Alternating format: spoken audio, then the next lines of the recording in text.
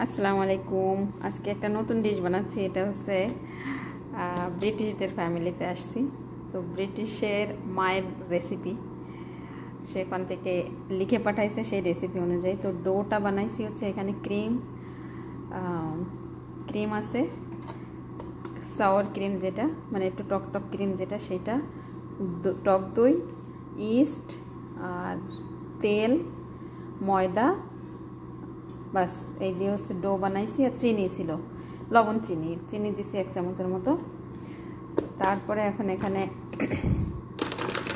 এই যে এটা ডো বানায় রেখে দিছিলাম প্রায় 1.5 ঘন্টার মতো, এটা ফুলে ওঠার জন্য। যেহেতু ইস্ট দিছি, দেখেন কত সফট, খামিরা বানানো যেটা। তো সেখান থেকে এই যে একটা পরোটার মতো সমান আটা নিয়ে মানে ডো নিয়ে এটাকে এখন এই যে হাত দিয়ে চেপে চেপে রুটির মতো বানাচ্ছি। ছোট ছোট রুটির মতো, একটু তেল দেওয়া লাগবে, নাহলে এটা বলতেছে না আর কি। এই যে এখানে 2টা বানায় রাখছি। তো এগুলো বেকও করা যায়, আবার ফ্রাইও করা যায়। তো আমরা ফ্রাই করব আজকে, বেক করব না। এই যে এটা লেগে যাবে নিচে, উল্টাই দিই তেলের পাশ। ছোট রুটির মতো বানায় এর ভিতরে এই যে কিমা, এটা হচ্ছে কিমা খাসির মাংসের। তো এই কিমাটা রেডি করছি হচ্ছে পেঁয়াজ আর একটু ব্ল্যাক পেপার মানে কালো গোলমরিচ যেটা, সেইটা দিয়ে, আর লবণ, আর দিছি অরিগানো। কোনো আদা রসুন পেস্ট দিই নাই, ঠিক আছে। এখানে যে কিমাটা সুন্দর ভালো করে ভাজা ভাজা করে নিছি যেন গন্ধ চলে যায়। এখন এটাকে এইভাবে রুটির মতো বানায় একটু কিমার পুর দিয়ে, বেশ অনেকখানি দিতে হবে কিমার পুর, দেখলেন আপনারা। অবশ্য আমি অন্যান্য ঘরে যে চিকেন ব্রেড বানাই যেটা সেম লাইক সেরকমই, কিন্তু সেই ডোটায় আমি এই ক্রিম আর দই ব্যবহার করি না, ওখানে ব্যবহার করি দুধ আর হচ্ছে দুধ, ময়দা, ইস্ট, চিনি, লবণ। এখানে ক্রিম আর দইটা ব্যবহার করছি এক্সট্রা। আর ওখানে লম্বা একটা বানাই, আর এখানে যে ছোট ছোট করে বানানো লাগতেছে, এই আর কি। এই হচ্ছে ডিফারেন্সেস। তবে ডোটা কিন্তু অনেক স্মুথ হয়েছে ওই সমস্ত ঘরের যে ডো বানাই, যেহেতু এর মধ্যে দুধ আছে, ক্রিম আছে, ক্রিম আর হচ্ছে টক দই আছে, সেহেতু ডোটা অনেক সুন্দর হয়েছে, অনেক সফট। আমি ফিল করতে পারতেছি আর কি, মানে আমি বানাই তো পার্থক্যটা আমি ফিল করতেছি। তো আই হোপ সো এটা ভাজার পরেও যেটা আশা করা হয়েছে, মানে তার মায়ে যে রেসিপি পাঠাইছে সেই রেসিপি অনুযায়ী যেন ডিশটা হয়। অবশ্য আমাকে প্রথম দিছে তো বানাতে, বলতেছে তুমি বানাও, সমস্যা নেই, যদি এটা আনসাকসেসফুলও হয় তাও কোনো সমস্যা নেই, অন্তত আইডিয়া তো আসবে।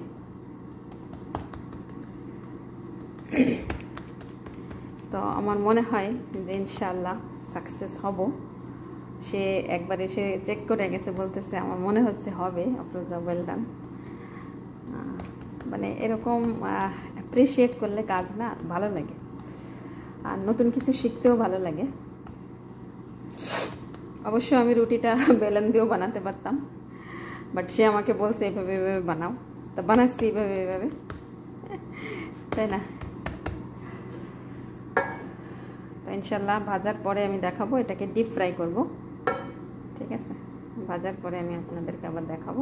পুরটা একটু বেশি দিতে হবে, যেহেতু এই আটাটা যতই পাতলা হোক না কেন এটা কিন্তু ফুলে যাবে যখন আমি ভাজবো, একেবারে পাউরুটির মতো হয়ে যাবে, ঠিক আছে।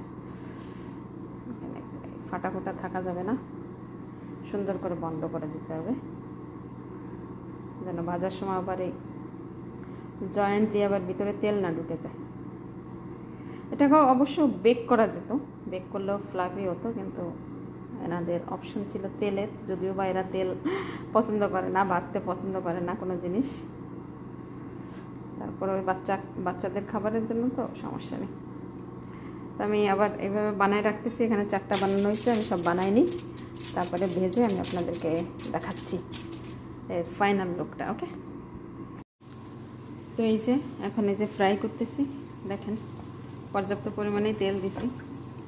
তো এটা আমি উল্টাই দিছি, আর উল্টানোর আগে একটু এই সাইডটায় তেল দিয়ে একটু শক্ত করে নেব, যাতে উল্টানোর সময় আবার কাঁচা থাকলে আবার যেন প্যানের সাথে লেগে না যায়। বিসমিল্লাহ। ইয়েস, আঁচ কিন্তু মিডিয়াম রয়েছে। প্রথমে তেলটা গরম করে নিছি, তার মধ্যে দিছি। ভালো করে গরম করতে হবে তেলটা। আঁচ কিন্তু মিডিয়াম রয়েছে, আর একটু কমায় দেব, যেহেতু শুধু গোল্ডেন হলে হবে না, ভিতরে যেন কাঁচা না থাকে। তো এরপরে আমি এই সাইডগুলো কিন্তু এভাবে দিয়ে দিয়ে ভালো করে ইয়ে করে নেব, সাইডগুলো গোল্ডেন করে নেব যেন কাঁচা না থাকে। তো ওই সাইডটা হয়ে নিক, এইভাবে সাইডগুলো করে নিতে হবে। তো এই ছিল আমাদের নতুন ডিশ, নতুন রেসিপি। আই হোপ সো ভালো হবে ইনশাল্লাহ। তো এই যে সব কটা এভাবে ভেজে ভেজে রাখছি, এক একটা বালিশের মতো হয়েছে, ফুলে ফুলে। আর এই যে দেখেন, এটা কাটা হয়েছে অর্ধেক। স্যার খাইছে, খেয়ে বলতেছে পারফেক্ট ফ্রোজা, থ্যাংক ইউ সো মাচ। অনেক সুন্দর হয়েছে। অবশ্যই এটা বেক করা যায়। তো এটা অনেক ক্রিস্পি হয়েছে ভাজার পরে।